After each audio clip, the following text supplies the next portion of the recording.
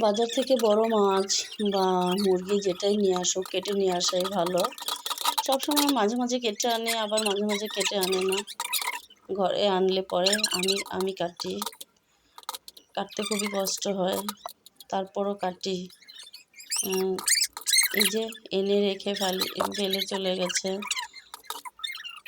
আমি বাচ্চা দুটাকে খেলতে দিয়ে আমি মাছ কাটতে বসলাম। মাছটা কাটা হলে মুরগিটা কেটে ফেলবো।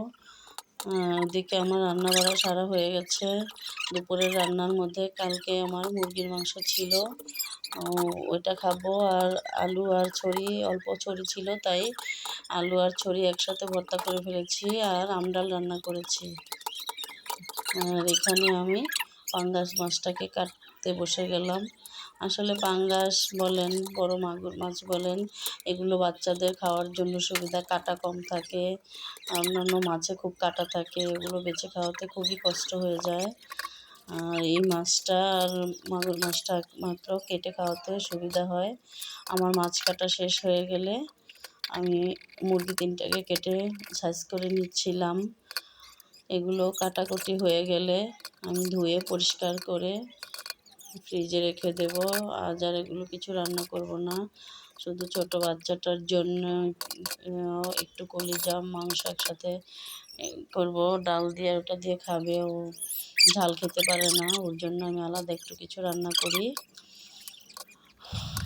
তো সব কাজ শেষ হয়ে গেলে এগুলো ধুয়ে মুছে নিতে হবে। তারপর ঘরটাকে কোথায় পরিষ্কার করে নিতে হবে। চারিদিকের থমথমে পরিবেশটা আগের চেয়ে একটু ঠিক হয়ে আসছে। যাক, তারপরেও সবাই ভালো থাকবেন, নিজেদের দিকে খেয়াল রাখবেন। চারিদিকে লুটপাট হামলা বেড়ে গেছে। আমাদের এখানে মাইক দিয়ে বলছিল সবাই সজাগ দৃষ্টি রাখতে। আর হ্যাঁ, একজনের সাহায্যে আরেকজন এগিয়ে না গেলে হবে না, সবাই সবাইকে সাহায্য করতে হবে। এই নিয়ে আমি একটু ভয়েই থাকি।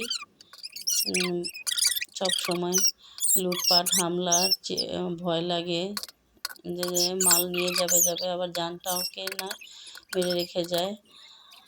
এই তো কবে না জানি কবে সরকার একজন বসবে, কবে আবার সব ঠিক হবে। আস্তে আস্তে সবই ঠিক হবে, কিছু মানুষের ক্ষতি হয়ে যাবে এই আর কি। কিছু মানুষ জীবন হারাবে, কিছু মানুষের ক্ষতি হয়ে যাবে, এসবের দায় আর কেউ নেয় না। কারণ সবাই ভালো থাকবেন। আল্লাহ হাফেজ। আমার চ্যানেলটাকে লাইক সাবস্ক্রাইব করে দিবেন।